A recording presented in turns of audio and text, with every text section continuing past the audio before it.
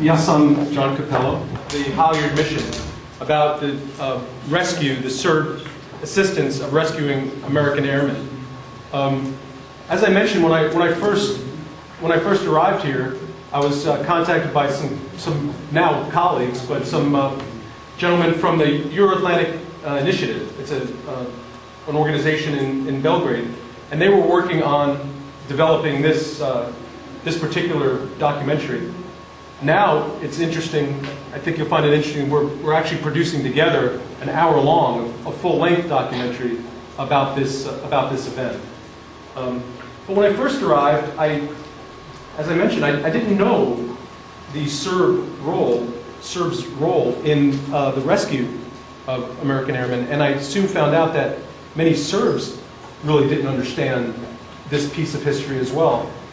And so what we decided to do was kind of develop a little bit of a program to help not only educate Serbs but also educate Americans and to commemorate, because this is something that I think is important to remember what happened for many reasons. I think from a military history perspective, it's an amazing feat. What occurred was truly amazing. To rescue that many men from behind enemy lines was an amazing feat. But it's also, I think, important to commemorate what happened, to remember what Serbs did in assistance to Americans. And so it was kind of with that in mind that we produced a couple of things. You see some posters around the room. There's over 20 of those that we've produced, and we've gone around to different schools and libraries and kind of given the same discussion. And the response has been always very, very interesting. Some people will say, "Oh, I remember this. My grandparents helped," or some people will say, "I'd never ever heard of this." So it's an interesting mix. And then we also produced this little book, which talks about, again, the history that you just saw, and then a little bit more about how we're approaching this. We've developed a very interesting relationship with the village of Pranjani, with the school there, and the community. Those people who assisted, whose grandparents in many cases assisted American airmen. Again, the video gave you a little bit of the history, but maybe I'll just talk for a couple more seconds, and because I think it's important to understand the magnitude of what actually occurred. When you saw the aircraft that were flying in the video, each one of those aircraft had 10 crew members on it.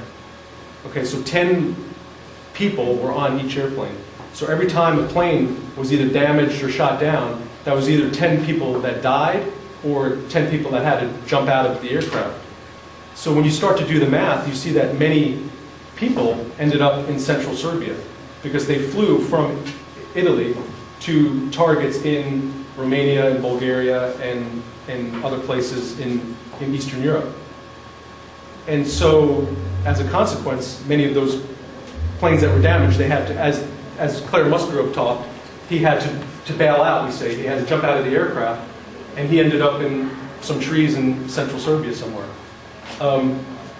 Now, when the commander of the American Air Forces in Italy realized that so many Americans were behind enemy lines, he sent 2 missions. One mission to talk to Tito, and one mission to talk to General Mihailovic, and to try to coordinate the rescue of these airmen. And initially they thought that perhaps there'd be 100 or 125 airmen and they could rescue them in about 3 or 4 weeks. But once those missions went to talk to both Tito and Mihailovic, first of all they realized that Mihailovic was the one that had control of the area where all of these airmen were.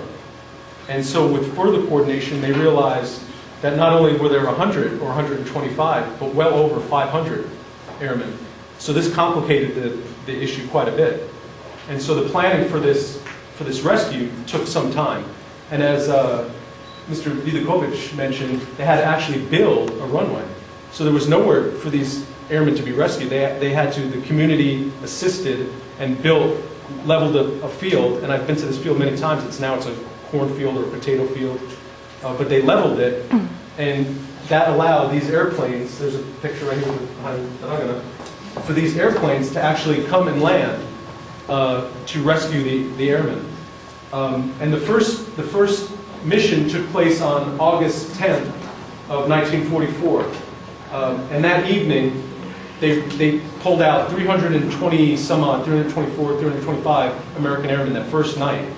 So again, if you think about the logistics, if you think about how difficult that planning process was, it's an amazing feat.